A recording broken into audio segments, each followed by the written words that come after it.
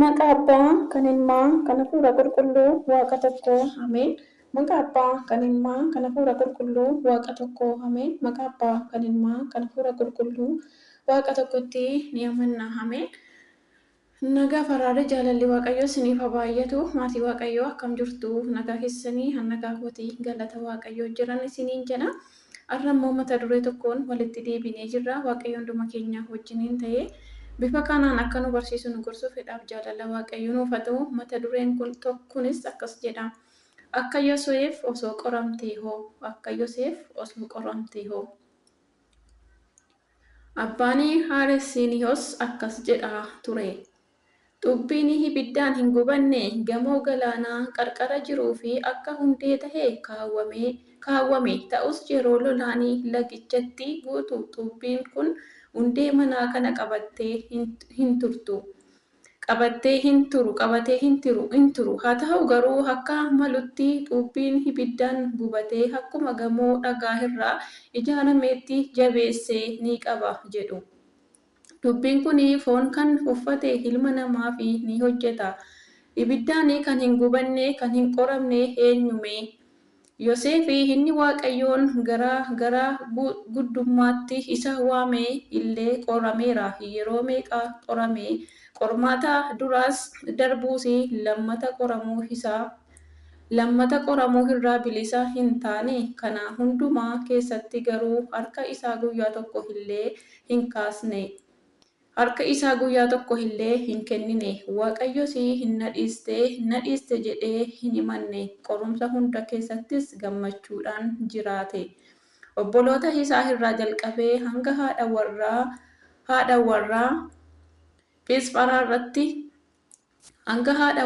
Phiisfaraatti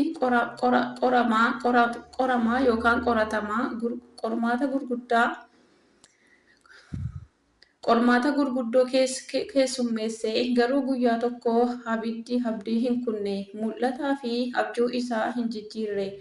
Gaafa dhugaan isa jaallatu gaafa murtii irratti murteessan sana mara abdii hin kunne. Mana hidhaa keessa taa'ee nama yaada gaarii qabu ture. Yoseef namni qajeelaan kun obsaa fi dandahuun isaa kan lafarraa qofa hin turre. Inni baay'ee qorameera. Warra Gibxii warra Waaqayyoon hin sodaannettis kufeera. Garuu Waaqni abbootii isaa isa waliin ture. Rakkina isaa hundumaa keessaa isa baasee Yoseef amma mootummaa isaa keessatti abbaa isaa wajjin jira. Firdii Waaqayyoo jala ooluu fi nutis akkanuma haa goonu. Ibiddaan qoramuun keenya xumbii jabaa nu taasisa. Xumbii ibiddaan hin gubanne ta'uu fi ibidda sodaachuu hin qabnu.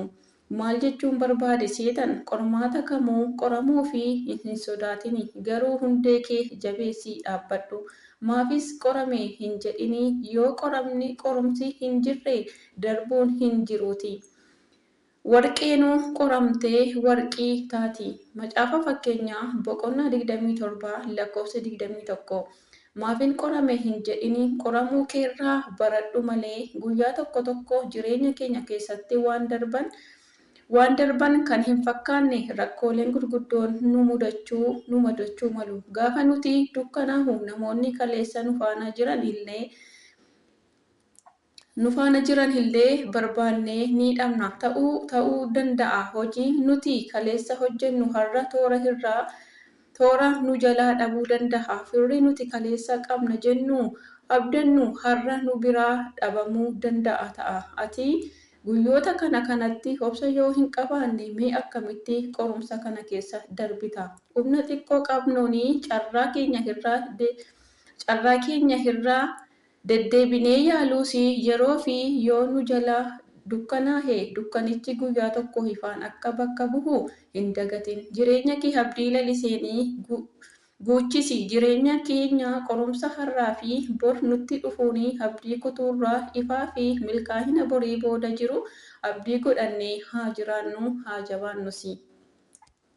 Yaa obboloota koo, gaafa qoramnu humna qormaataa beekuun barbaachisaadha. Sababiin isaa akkuma xumbichi hangam akka lolaa dandamatu ilaallee atis hangam qorumsa keessatti cimtee akka dhaabbattuu fi waan si gargaaruufi. hamma yeroo gabaabduudhaa fi qoramaa garaa garaatiin gaddisiifamuun keessan hin oolle yoo ta'e iyyuu isa sanatti immoo baay'iftanii hin gammaddu.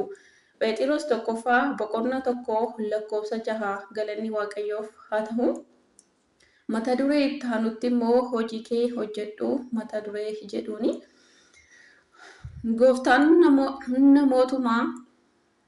Gooftaan namootuma hundumaa fi hojii kennuufii jira. Isa kennameefii sana hojjechuun ga'ee isaati. Osoo danda'ameefii akka hin hojjetamne kan godhu gocha seexanaati. Akkuma Waaqayyo hojii sana akka hojjetuufi siif eeyyame seexanni ammoo si dhorkuuf tattaafata. Wantoota biroo nama gammachiisan siif dhiyeessuufi tattaafata. Abdii biyya kanattiinis si sossoba. Galaana hamiitaaniinis akka guutamtu si godha.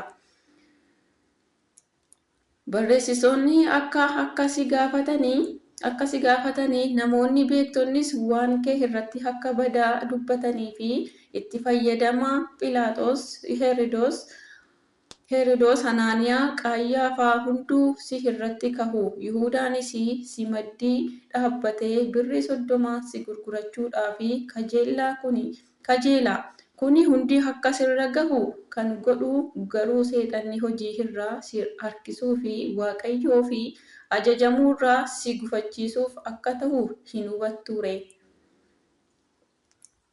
Hojii kee hojjedhu yeroo leenci baroodu homaa sitti hin fakkaatin. Saroota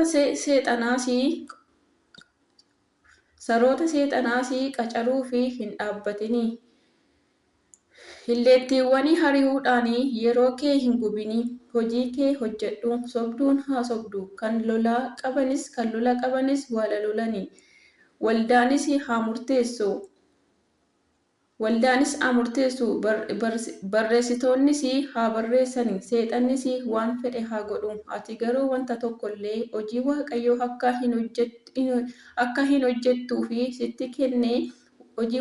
akka hojjettuuf sitti kennee hojjechuurraa akka hin dhabamne of eeggadhu. Hojii kee hojjedhu.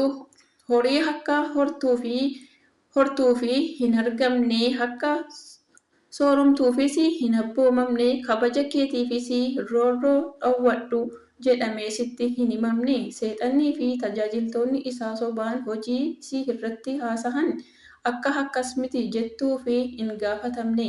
Kana hundaa nan godha yoo jette hojii biraa hojjechuu hin dandeessu. Sana qofas osoo hin taane ofiif malee Gooftaaf hin hojjenneeti. Hojii kee hojjedhu. Kaayyoo kee akka urjii kan dhaabaa tolfamee haa ta'u. Itti dhiisi. Addunyaan akkuma barbaadde walitti haa wacu. Balaan sirra gahaa ta'a. Ni arrabsamta, ni hamatamta, ni madoofta, ni tuffatamtas ta'a. Kan humna qabu si cunqursu, kan si jaallatanis si dhiisu, namoonnis si tuffatu ta'a. Ati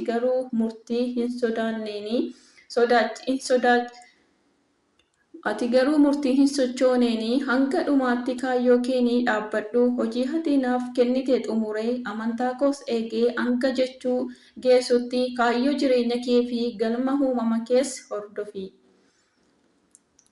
Dubbii Abuunaa Girgooriyos lammaffaa Phaaphaasii Shawaa irraa kan nuuf barreeffamedha. Galanni Waaqayyoof deessuu haadhasaaf ulfaataa fannoosaaf haa ta'u. Abboota keenya bifa gorsaan kana barreessanii nu qaqqabsiisan Waaqayyo Gooftaan sagalee jireenya jara dhageessisuu bara tajaajila jaraaf dheeressuuf mana isaa keessatti nuuf haa qusatu. Nuti kan nageenyu kan barannu dubbii sagalee isaatti akka jiraannee firii 30-60 oomishne hojjetaa mana isaa dhaaltu mootummaa isaa akka taanuuf fedhaaf jaalala Waaqayyoo nuuf haa ta'u. Galanni Waaqayyoof haa ta'u. Waaqayyo sinaa eebbisu. Arjummaanummaa keenya sillaasee hunduma keenya wajjin ijoollee cuuphaasaa biyya keenya Itoophiyaa mana amantaa keenya Ortodoksii Tawaahidoo Itoophiyaa waliin hanga bara baraatti haa ta'u. Ameen. Maqaa Abbaa, kan Ilmaa, kan Hafuura Qulqulluu Waaqa tokkoo. Ameen. Maqaa Abbaa, kan Ilmaa, kan Hafuura